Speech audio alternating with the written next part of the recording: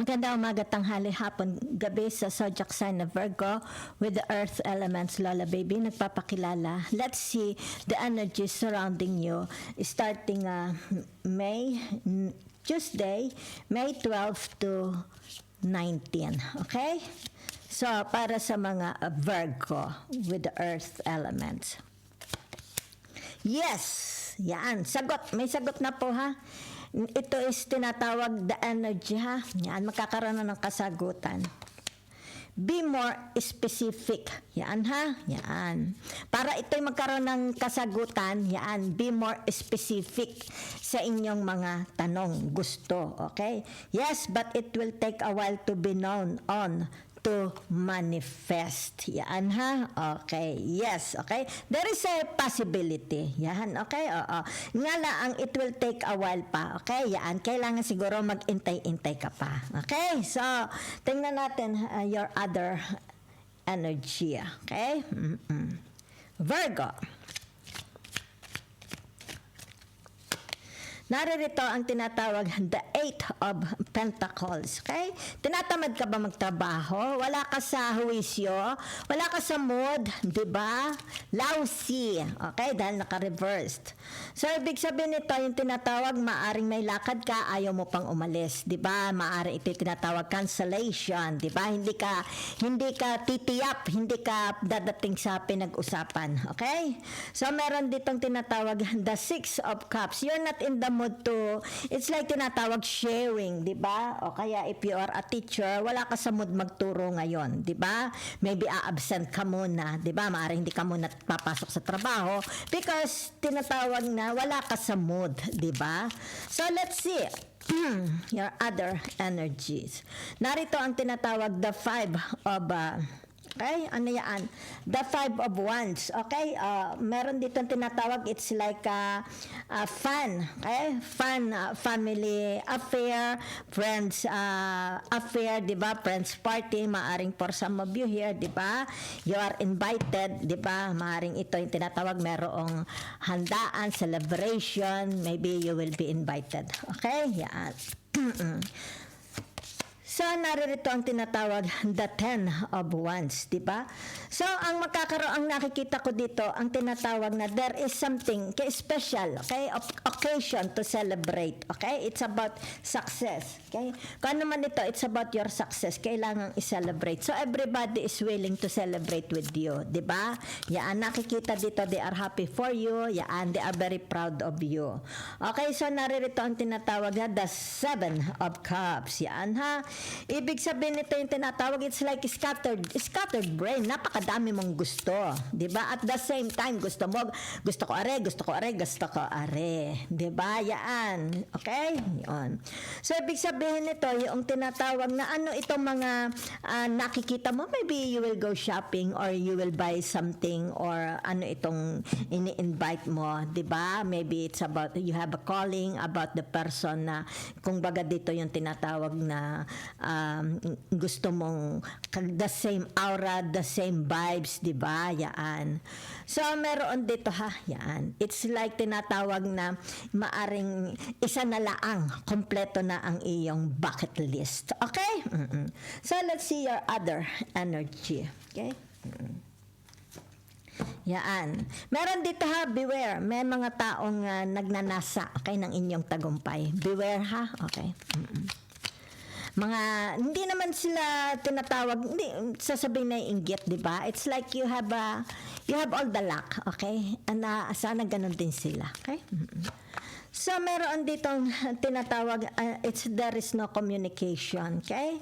Kung sino itong tinatawagan ninyo, kinakausap nyo, ini-email ninyo, di ba?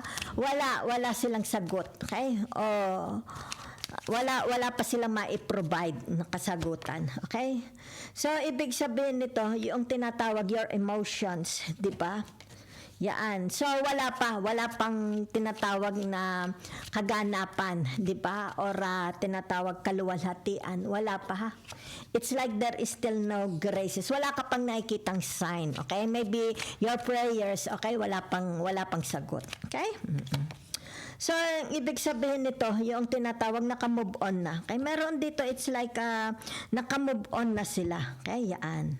So, ito yung tinatawag, nagising na sila nagkaroon na ng realization, nagising na sila sa katotohanan, di ba? Kasi dito, yan ha, the 7 of cups to the 5 of cups, yan. So, ibig sabihin nito, tinatawag na, boom, nawala na, di ba? Parang, yan na, hindi na sila nag-expect na ito is mangyari, okay? So, ibig sabihin nito, yung tinatawag realization, nagising na sila sa katotohanan, okay? Yan. Na walang mangyayari. It's like, sabihin na natin dito, di ba? Yan, nagising na sila, di ba? It's like, alam nila na, wala na ito, di ba? Wala na. Yan, na hindi na ito magmamaterialize. Okay? So, let's see the other energies. Okay. Wait. Oops.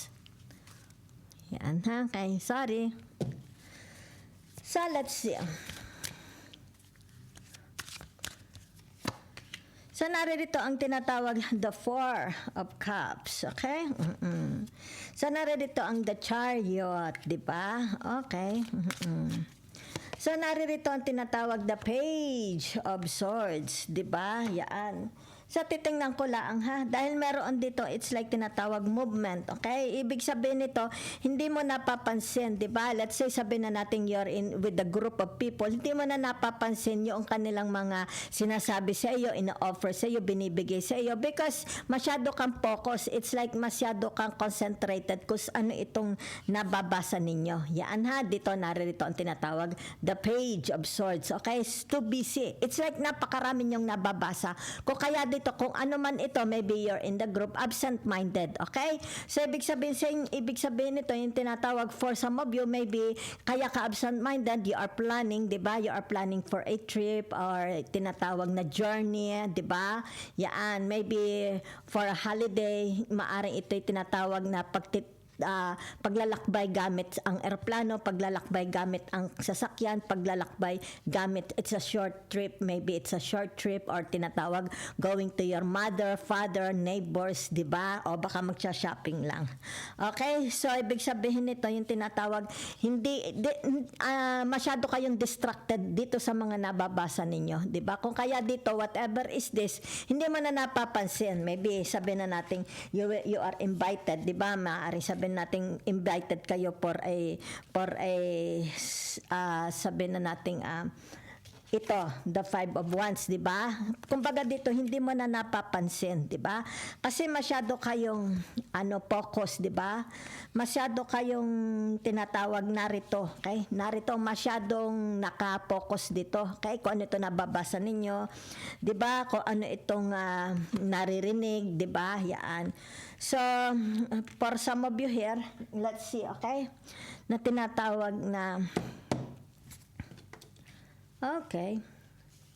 The planet's message or the advice. Okay, yan.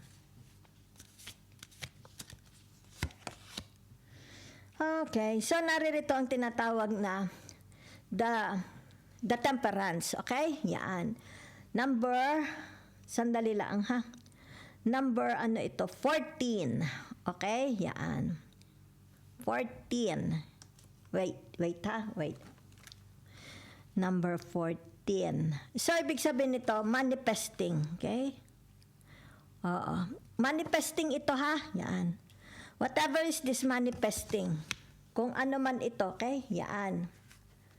Manifesting ito, ha? Yan. So, nakikita ko dito for you is, kung ano man ito. Yan, ha? Manifesting po ito. Yan, ha? A travel, movement, di ba? Changing a job, changing a house, a place, di ba? Vacation, yan ha. So, naririto ang tinatawag na the Venus, okay? The Empress, okay? So, ibig sabihin nito, yung tinatawag na, yan, success, merong gains, okay? Merong gains, yan ha, okay? So whatever is this, it's like maybe it has something to do about arts, a house, properties, shopping, di ba? Ayan, okay? So that's it ang nakikita ko for you, okay? So, ibig sabihin nito, yung tinatawag 1 at 8 time. Okay, 1 at 8 time ha? Yan. Para magkaroon ng success.